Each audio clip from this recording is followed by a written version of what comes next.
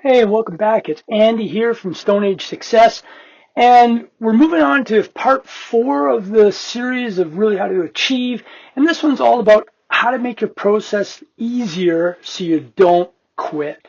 Okay? And I think about this, it's sort of tips and tricks or little hacks that you can do so that you can keep on going even when you don't want to. Most people don't fail because they're incapable. They actually fail because they make everything harder than it needs to be.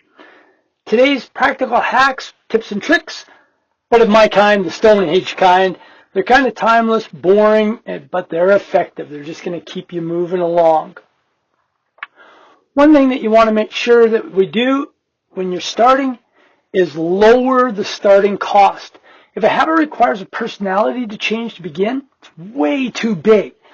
Cut it down till it's almost stupid. Make the steps so small it's impossible not to achieve. Okay? For instance, you might have a workout program that's really hard. I did this once where you might just set your minimum number as walk 10 minutes, right? I used to have this thing called the 10-20 whole rule when I was running marathons in Canada. If it was wintertime and I didn't want to go out and run, I'd run away from my house for 10 minutes. If I got to the 10-minute mark and I didn't want to do it anymore, I'd run back. I had an okay 20-minute workout. If I got to 10 minutes and I felt, okay, I'd run another 10, which make it 20. If I got to that 10 and I felt like, I don't want to do this anymore, I'd run back and I'd have a 40-minute workout. And of course, then if I felt good at that point, then I would do the whole thing. But make it so that you get out no matter what. If you're writing a book, maybe it's just write 100 words. That's your minimum start thing. Save $5. You don't need to save $50 a day or $50 a week. Save $5. You're not proving intensity, you're building continuity. Hey, before we go any further, and we get to the next one, make sure you grab your Quick Start program. The link is in the description.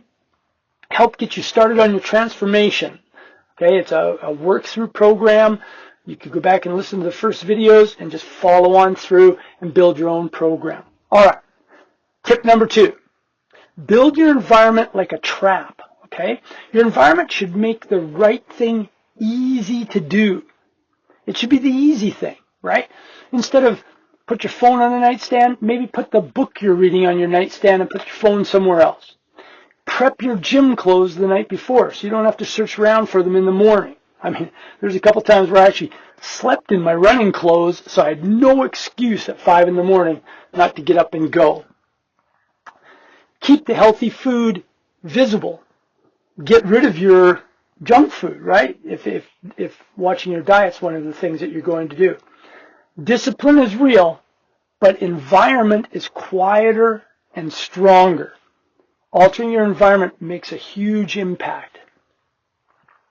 2-minute rule. If it's small, do it now. This is such a great tip because lots of us want to put that off. Don't. Action it right now. If it's only going to take a couple minutes, just do it quickly. Small tasks, okay? That's where you really need to get it done as quickly as possible. Use your monthly targets as pressure relief, right? Monthly targets turn I'm behind in life into I missed a signpost. Missing a signpost is a solvable problem. You can see exactly what went wrong, exactly what you need to do to get to the next one.